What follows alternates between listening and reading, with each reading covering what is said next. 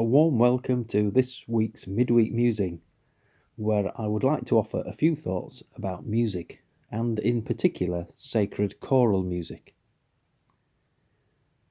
The image that you are looking at here is of one of the stained glass windows in St Mary's Church, Whitkirk, and as you can see it depicts three figures, two of which are shown playing musical instruments. A reminder to us of the many references to music in the Bible, and to music's important role in Christian worship throughout the ages. Seeing this image gives us an opportunity to think about the many pieces of sacred music which will have been sung in this church, stretching back for more than 800 years. It is also a chance for us just to take a moment to think of the many hundreds of choristers down the centuries who have enriched the worship in this holy place. The history of an ancient church is, of course, often found by researching lots of archive material, and often these historic documents can contain quite detailed information about the church building and about any alterations that might have been made to it over the years. However, often there is much less information that has survived that can tell us what specific choral music has been sung year by year and Sunday by Sunday. Occasionally, though, information about the building, and in particular its fixtures and fittings, sometimes provides us with at least a few clues. For example, we do know that there was once a west gallery here in St Mary's Church, which covered the area directly above where the present three choir stalls are now situated. It is also known that West Gallery music dates from about the year 1700 to around 1850, and this would have involved a group of choristers who would sing psalms, hymns and anthems at church services.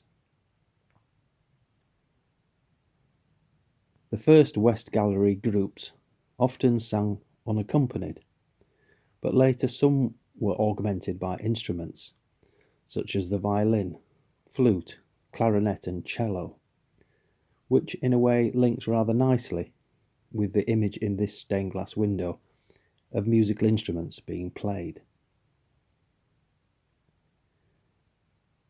In our church archives there is a diagram which shows the floor plan of the West Gallery at St Mary's Whitkirk, and this confirms that there was a small pipe organ there, as well as several wooden choir benches. During the Victorian period, these West Galleries in parish churches began to be disapproved of, and so most of them were removed in the 19th century. And indeed we know that the West Gallery at St Mary's was taken down and removed from the church in 1855. Turning our thoughts more to the present day, perhaps for many of us during these last 11 months or so, particularly in the periods of strictest lockdown, music, whether secular or sacred, may well have been something that many of us will have turned to as a way of helping us through these challenging times, with its ability to lift the soul, or perhaps create some feeling of calm amid the worries and concerns of the past year. One sacred anthem, which is often sung by church choirs, particularly at services of Holy Communion, is verum corpus. The Latin words of the anthem are a Eucharistic chant dating from the 14th century, and they have been set to music by various composers down the years, including William Byrd, Wolfgang Amadeus Mozart, and Edward Elgar. During lockdown, the increased numbers of churches and cathedrals that have introduced live streaming of their services has of course meant that people can now join acts of worship from places near and far. And by chance it was one such service from Ripon Cathedral on October the 29th, which introduced me to a musical setting of the Ave Verum Corpus anthem that I had not come across before.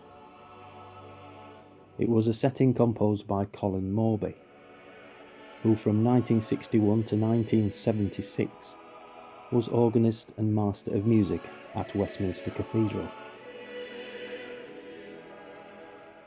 I really liked this particular anthem setting as soon as I heard it, and it was a reminder to me of how different composers down the centuries have been inspired by the same set of sacred words to go on and write their own unique musical interpretations of them. With this in mind, I would like to invite you to listen now, or perhaps at a more convenient time later in the week, to recordings of these three different anthem settings.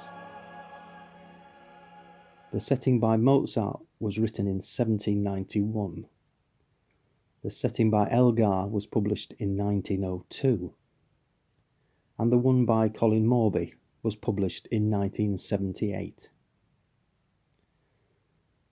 So please check out the online links that will appear on your screen shortly, which will direct you to the three YouTube recordings. Thank you so much for listening to this week's Midweek Musing, and I do hope that you enjoy listening to each composer's different interpretations of the same sacred words. Perhaps it would be fitting to conclude by reading an English translation of the prayerful and profound words of the Ave Verum Corpus anthem. Hail, true body, born of the Virgin Mary, who truly suffered, sacrificed on the cross for mankind, from whose pierced side water and blood flowed. Be for us a foretaste of the heavenly banquet. O holy Jesus, O Jesus, Son of Mary, have mercy on us.